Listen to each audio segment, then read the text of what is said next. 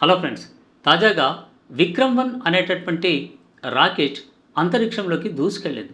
So ఇప్పుడు మనం cab ఎలాగైతే బుక్ చేసుకుంటున్నామో భవిష్యత్తులో అంతరిక్షానికి కూడా ఇలాంటి క్యాబ్‌లు బుక్ చేసుకునే రోజు వస్తోంది అనేటటువంటిది ఈ ప్రైవేటు సంస్థ చెప్పినటువంటి విషయం. మరి అది ఎంతవరకు నిజం?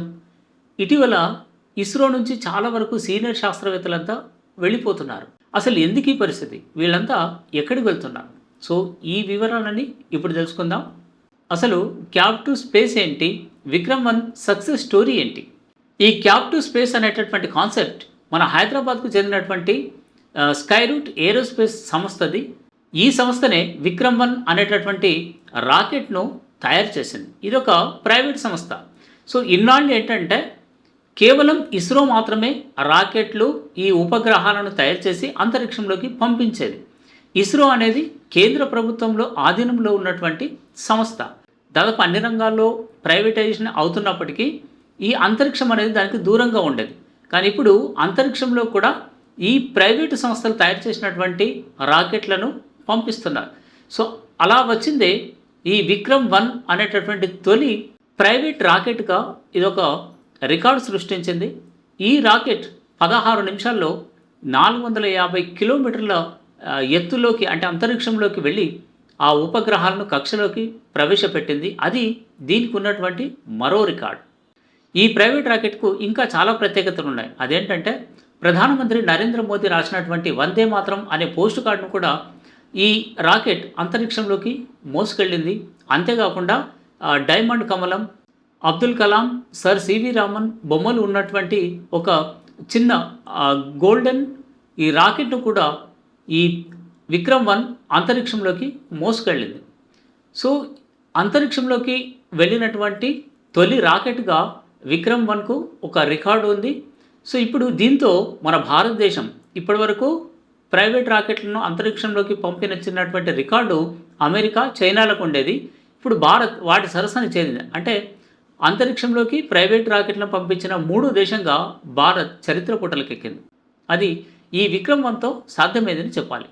ఈ అంతరిక్ష రంగంలోకి స్కైరూట్ ఏరోస్పేస్‌తో పాటు ఇదివరకే అగ్నికుల్ కాస్మోస్ అనేటటువంటి సంస్థ కూడా వచ్చింది. ఈ సంస్థ అగ్నిబాన్ అనేటటువంటి రాకెట్‌ను తయారు చేసింది. ఇలా చెప్పుకుంటూ పోతే ఈ ప్రైవేట్ రంగం అనేది కూడా బాగానే డెవలప్ అవుతూ వస్తున్నది. ఉపగ్రహాలను అంతరిక్షంలోకి పంపించాలన్నా, రాకెట్లను తయారు చేయాలన్నా ఇదంతా ఒక ఇస్రోకు మాత్రమే సాధ్యం. మరి ఇప్పుడు ప్రైవేట్‌కు ఎలా సాధ్యమవుతుంది? సో దీనికి కారణం ఏంటంటే 2020 నుంచి స్పేస్ సెక్టార్ రిఫార్మ్స్ అనేవి చాలానే వచ్చాయి. వీటిని కేంద్ర ప్రభుత్వం అంటే మోదీ సర్కార్ తీసుకొచ్చింది. అలాగే 2023లో ఇండియన్ స్పేస్ పాలసీని తీసుకొచ్చింది. వీటి వల్ల ఇప్పుడు ప్రైవేట్ సెక్టార్‌లో ఈ స్టార్టప్ల సంఖ్య అనేది విపరీతంగా పెరిగిపోతున్నాయి. 2014లో అంటే అప్పుడు మోడీ సర్కార్ వచ్చినప్పుడు ఈ ప్రైవేట్ స్టార్టప్ల సంఖ్య ఒక్కటి మాత్రమే. కానీ అది ఇప్పుడు చూస్తే 400కు పైగా ఈ ప్రైవేట్ స్టార్టప్లు అంతరిక్షయాన రంగంలోకి వచ్చాయి. అలా వచ్చినటువంటి స్కైరూట్ ఏరోస్పేస్ అనేటటువంటి సంస్థ ఆ విక్రమ్ 1 అనేటటువంటి రాకెట్‌ను తయారు చేసి సక్సెస్‌ఫుల్‌గా నింగిలోకి పంపించింది. అంతరిక్ష రంగంలో ఈ ప్రైవేటీకరణ వల్ల మన దేశానికి వచ్చేటటువంటి లాభాలేంటి? ఇప్పుడు ఇస్రో అటు ఉపగ్రహాలను తయారు చేస్తోంది, ఇటు రాకెట్లను తయారు చేస్తోంది. సో దీనివల్ల ఇస్రో పైన అదనపుగా భారం అనేది పెరిగిపోయింది. సో ఇప్పుడు ప్రైవేట్ సంస్థలు ఆ పని చేస్తాయి. అంటే అక్కడ ఉపగ్రహాలను తయారు చేస్తాయి లేదా ఈ రాకెట్లను తయారు చేస్తాయి. దీనివల్ల ఈ ఇస్రోకు పని భారం అనేది తగ్గుతుంది. ఈ పని భారం తగ్గడం వల్ల ఇస్రో కీలకమైనటువంటి ప్రాజెక్టులపైన దృష్టి పెట్టగలుగుతుంది. అవేంటంటే గగన్యాన్. గగన్యాన్ అనేది మనుషులను అంతరిక్షంలోకి పంపించేటటువంటి ఒక యాత్ర. సో దీంట్లో గగన్యాన్ ముందుగా ఒక హ్యూమనాయిడ్ రోబోను పంపిస్తారు. ఆ తర్వాత అక్కడ వాతావరణ పరిస్థితులకు ఎట్లా ఉన్నాయో తెలుసుకున్న తర్వాత వ్యోమగాములను అంతరిక్షంలోకి పంపిస్తారు. ఈ వ్యోమగాములను ఆల్రెడీ ఇప్పటికే సెలెక్ట్ చేశారు. వాళ్లకు ట్రైనింగ్ కూడా ఇచ్చారు. సో గగన్యాన్ కోసం ఇస్రో సిద్ధమవుతోంది. అంతేకాకుండా ఇప్పటికే అంతరిక్ష రంగంలో మనం ఉన్నటువంటి పెట్టుబడులు కేవలం 2-3% మాత్రమే. అంటే ప్రస్తుతం ప్రపంచవ్యాప్తంగా ఈ అంతరిక్ష రంగ పెట్టుబడులు చూస్తే $360 బిలియన్ ఉన్నాయి. అందులో మన భారతదేశం సంబంధించినటువంటి వాటా కేవలం 2-3% మాత్రమే. సో 2030 నాటికి దీనిని 10% పెంచాలి అనేటటువంటిది మన కేంద్ర ప్రభుత్వం టార్గెట్. సో ఆ టార్గెట్ రీచ్ కావాలి అని అంటే ఇంకా చేయాల్సినటువంటి పనులు చాలా ఉన్నాయి. ఇప్పుడు 2027లో ఈ గగన్యాన్ చేపట్టాలి. సో ఆ తర్వాత ఇక 2035 నాటికి మన దేశం సొంతంగా అంటే అంతరిక్ష కేంద్రాన్ని ఏర్పాటు చేయాలి. సో ఇలాంటి టార్గెట్లు చాలానే ఉన్నాయి. ఇక అంతరిక్ష రంగంలోకి ప్రైవేటు సంస్థలను అనుమతించడంతో పాటు అటు 100% ఎఫ్‌డిఐలకు కూడా కేంద్ర ప్రభుత్వం అనుమతించింది. అంటే విదేశీ ప్రత్యక్ష పెట్టుబడులకు అనుమతి ఇచ్చింది. సో ఈ స్టార్టప్ల సంఖ్య విపరీతంగా పెరుగుతూ పోతున్నది. ఈ పెరుగుతూ పోతే ఒకవైపు ఉద్యోగాల సంఖ్య అనేది కూడా పెరుగుతుంది.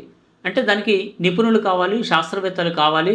సో ఈ స్టార్టప్ల వల్ల మన దేశానికి అంటే కొత్తగా చాలా ఉద్యోగాలు వచ్చేటటువంటి అవకాశం ఉంది. నిపుణులు అటు సైంటిస్టులు, మిగతా టెక్నీషియన్లు, ఆ రంగంలో కీలకమైనటువంటి వ్యక్తులందరినీ ఈ స్టార్టప్ల ద్వారా నియమించుకునేటటువంటి అవకాశం ఉంది.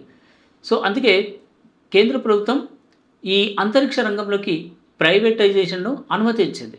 ఇప్పుడు ఇస్రోను ఒక పెద్ద సమస్య టెన్షన్ పెడుతుంది. అదేంటంటే ఇస్రో నుంచి సీనియర్ శాస్త్రవేత్తలందరూ బయటకు వెళ్ళిపోతున్నారు. మరి ఇస్రో లాభాల్లో ఉన్నప్పుడు వీరంతా ఎందుకు బయటకు వెళ్ళిపోతున్నారు? సో ఇదే ఇప్పుడు ఒక ప్రశ్న. ఇప్పుడు ఇస్రోకు చాలా పెద్ద టెన్షన్ పట్టుకుంది. అదేంటంటే ఆ సంస్థ నుంచి చాలామంది సీనియర్లు అంటే గ్రేడ్ ఏ స్థాయి ఉన్నటువంటి సీనియర్ సైంటిస్టులు కూడా రాజీనామాలు చేస్తున్నారు, స్వచ్ఛంద పదవీ విరమణ చేస్తున్నారు. ఇప్పటికే ఇలా 100 మంది నుంచి 120 మంది సైంటిస్టులు ఇస్రోకు గుడ్ బై చెప్పేశారు. మరి వీళ్ళంతా ఎందుకు ఇలా రాజీనామాలు చేస్తున్నారు? అటు ప్రైవేటైజేషన్ నచ్చకనా? అసలు కారణం ఏంటి అంటే అసలు విషయం ఏంటంటే అంతరిక్ష రంగంలోకి స్టార్టప్ల సంఖ్య విపరీతంగా వస్తుంది. ఇప్పటికే 400 స్టార్టప్లు వచ్చాయి. సో ఈ స్టార్టప్లకు అటు శాస్త్రవేత్తలు కావాలి, అంటే సీనియర్ శాస్త్రవేత్తలు కావాలి. మరి వీళ్ళంతా ఎక్కడి నుంచి వస్తారు అంటే ప్రస్తుతం వాళ్ళకు ఉన్నటువంటి ఒకే ఒక అవకాశం ఇస్రో. అందుకే ఈ సంస్థలన్నీ ఇస్రో సైంటిస్టులకు భారీ ఆఫర్లు ప్రకటిస్తున్నాయి. అక్కడ ఇస్రోలో ఒక సాలరీ అంటే ఒక పరిమితి ఉంటుంది. కానీ ఈ ప్రైవేట్ సంస్థలు $1 బిలియన్ పెట్టుబడులు పెడుతున్నాయి. అందుకే ఇవన్నీ సైంటిస్టులకు భారీగా సాలరీస్ అనేవి ఆఫర్ చేస్తున్నాయి. ₹1,00,000 సాలరీ ఉందనుకోండి ఇస్రోలో, ఇప్పుడు ఇవి 3 నుంచి 5 రెట్లు ఎక్కువగా ఇస్తామంటున్నాయి. అంటే ₹1,00,000 ఉన్న సైంటిస్టుకు ఈ ప్రైవేట్ స్టార్టప్లు 3 లక్షల నుంచి 5 లక్షల సాలరీ ఇస్తాయి. సో దీంతో పాటు షేర్లు కూడా ఇస్తామంటున్నాయి. ఇలా రకరకాల ఆఫర్లు ఇచ్చేసరికి ఈ సీనియర్ శాస్త్రవేత్తలంతా ఈ ప్రైవేట్ స్టార్టప్ల వైపు మొగ్గు చూపుతున్నారు. సో దీంతోనే అక్కడ ఇస్రో టెన్షన్ పట్టుకుంది. అయితే ఇక్కడ సీనియర్ శాస్త్రవేత్తలంతా వెళ్ళిపోతే అటు గగన్యాన్ కావచ్చు, ఇటు శుక్రయాన్ కావచ్చు, ఇలా చేపట్టాల్సిన లక్ష్యాలు ఇస్రో ముందు చాలానే ఉన్నాయి. మరి సీనియర్ సైంటిస్టులంతా వెళ్ళిపోతే అవన్నీ ఆగిపోతాయి కదా. అందుకే కేంద్ర ప్రభుత్వం ఏం చేసిందంటే ఈ గ్రేడ్ ఏ సైంటిస్టులు రాజీనామాలు చేసినట్టయితే కఠినమైన నిబంధనల ప్రకారం పరిశీలించి అవసరం అనుకుంటేనే అనుమతించడం, లేదు అని అంటే అనుమతించకపోవడం అనేటటువంటిది కొన్ని నిబంధనలు పెట్టింది. దీంతో మిగతా శాస్త్రవేత్తలు ఆగేటటువంటి అవకాశం ఉందని భావిస్తున్నారు. మరి సీనియర్ శాస్త్రవేత్తలంతా వెళ్ళిపోతే అసలు ఇస్రో పరిస్థితి ఏంటి? ఇస్రో ముందున్నటువంటి సవాళ్ళు ఏంటి? నిజానికి సీనియర్ శాస్త్రవేత్తలంతా వెళ్ళిపోతే ఇస్రోకు నష్టమే.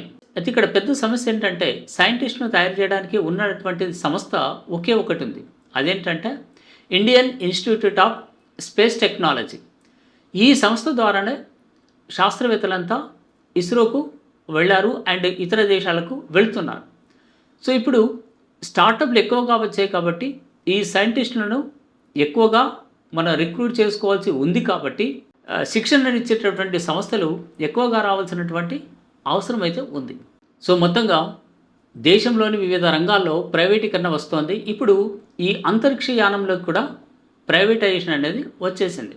ఈ ప్రైవేటీకరణ వల్ల దేశ అంతరిక్ష యానం ఇంకింత అభివృద్ధి చెందుతుంది అనేటటువంటి ఒక అభిప్రాయం ఉంది. మరోవైపు ఈ ప్రైవేటీకరణ వల్ల ఏవైనా దేశ భద్రతకు సమస్యలు వస్తాయా, ముప్పు వస్తుందా అనేటటువంటి ఆందోళన కూడా లేకపోలేదు.